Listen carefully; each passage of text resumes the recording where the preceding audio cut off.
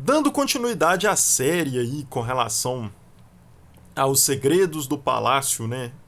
Promovida aí, reportagem da Metrópolis. A gente vai falar agora sobre a última parte dessa reportagem, né? A última parte da série aí do canal Direto ao Ponto Podcast sobre o tema, né? Que é com relação ao Caixa 2 e a cliente VIP, né? Aí o título da reportagem, dessa parte da reportagem. As outras reportagens com comentários estão aí disponíveis nas redes sociais do canal Direto ao Ponto Podcast, né? A gente deixou o link aí no Facebook, na rede social Cool. A gente deixou também aí no Twitter, né? Vocês podem acompanhar lá o Direto ao Ponto Podcast no Twitter. Podem acompanhar também no YouTube, no Quai e no TikTok, para ter acesso aí às partes anteriores aí dessa série da reportagem do Metrópolis sobre os detalhes e os segredos do Alvorada. A gente vai dar aqui também, né, o outro lado, como o Metrópole coloca, e é definido aí que o jornalismo tem que colocar, né, as justificativas de quem está sendo analisado aí no decorrer das reportagens também ao final desse vídeo, tá? E aqui encerra a série, uma série acho que muito importante para o Brasil precisa de saber disso, então a gente pede também que vocês compartilhem essas informações, esses vídeos aí do canal Direto ao Ponto Podcast, porque é dinheiro público, né, que provavelmente estava sendo gasto aí de forma demasiada, com carros oficiais, com Caixa 2, entre outras questões que foram usadas aí para tirar dinheiro nosso, né? Então é importante que todo mundo saiba. Então vamos para a última parte da reportagem, a última parte da série. As investigações do STF que miram o tenente-coronel Cid por suas transações financeiras com dinheiro em espécie no gabinete de Jair Bolsonaro trarão Michele como uma espécie de cliente VIP dos serviços do militar. Mensagens e outros documentos aos quais a coluna teve acesso mostram que a cada vez que precisava de algum dinheiro, a primeira-dama mandava que seus auxiliares passassem no Planalto para buscar dinheiro com Cid. As operações invariavelmente envolviam recursos em espécie, dinheiro vivo mesmo. Um time de confiança do tenente-coronel, formado por pelo menos outros 3 oficiais, estava sempre de prontidão, em condição de atender, seja para fazer depósitos solicitados por Michele, seja para entregar valores que eram usados pelos próprios auxiliares da então primeira-dama para pagar boletos e outras despesas de ordem particular, dela ou de familiares dela. Uma das despesas regulares paga dessa forma era a mensalidade do curso de arquitetura de uma meia-irmã da primeira-dama, Giovanna Kathleen. Por várias vezes, Michele pedia que Cid entregasse a seus funcionários recursos que, na sequência, eram entregues mãos aos seus parentes na Ceilândia. Tudo era tratado quase sempre por meio de mensagens de WhatsApp, o que está facilitando enormemente os trabalhos dos investigadores a serviço de Alexandre de Moraes. Na própria nuvem de dados de Cid há um conjunto de mensagens que dão o caminho. Como esta, em que um assessor da então primeira-dama diz ao militar que Dona Michele havia pedido para fazer um saque para pagar um boleto de parcos R$ 584,60. Cid responde prontamente: só peça o dinheiro a mando dela. Eu estou indo para a rua agora, qualquer coisa eu passo no Planalto e pego. Escreve na sequência o assessor de Michele. E que está uma parte da conversa, né? A conversa entre eles. Em algumas oportunidades, os valores solicitados eram maiores. Em 11 de janeiro de 2021, por exemplo, um assessor do Alvorada diz que Cid Michele pediu para transferir 3 mil para a conta dela. Quando tinha que atender pedidos para destinar recursos à conta pessoal da primeira-dama, a equipe de Cid fazia depósito em espécie na boca do caixa, como mostra o comprovante abaixo. Então, aqui termina, né, os segredos do Alvorada. Né?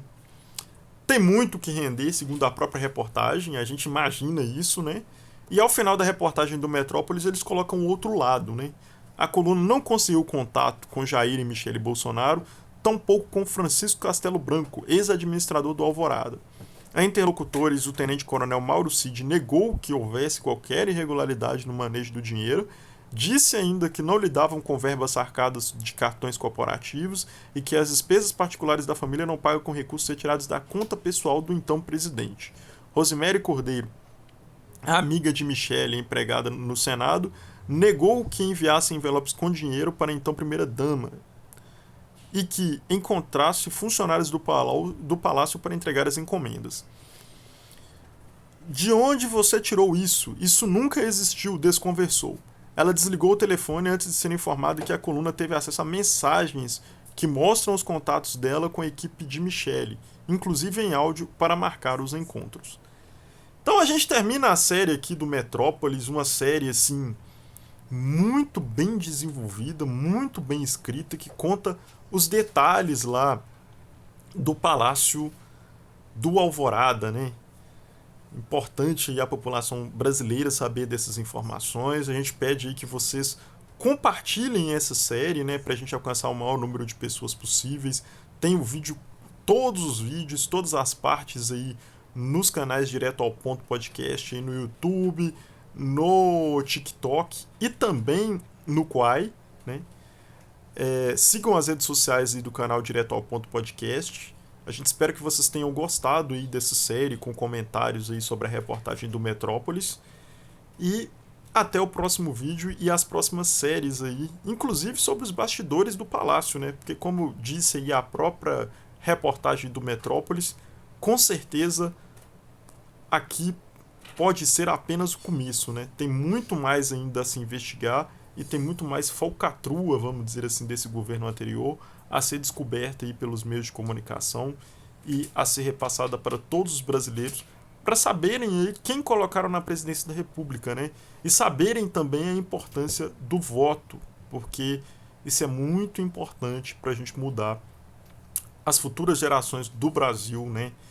E as pessoas entenderem que o patrimônio público ele não é privado, né? Os palácios lá, a família Bolsonaro, ela tratava os palácios como se os palácios fossem deles, né?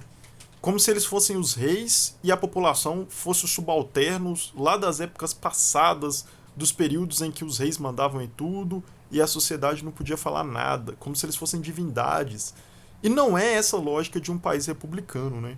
A lógica de um país republicano é respeitar os bens públicos, é não quebrar portas, é não pegar moedas que estão lá, que é um patrimônio de toda a sociedade brasileira, né? De não matar os peixes, né, que estavam lá que estavam lá no espelho d'água, que foi um presente do governo japonês, do imperador japonês, e que pertencia a todos os brasileiros, né?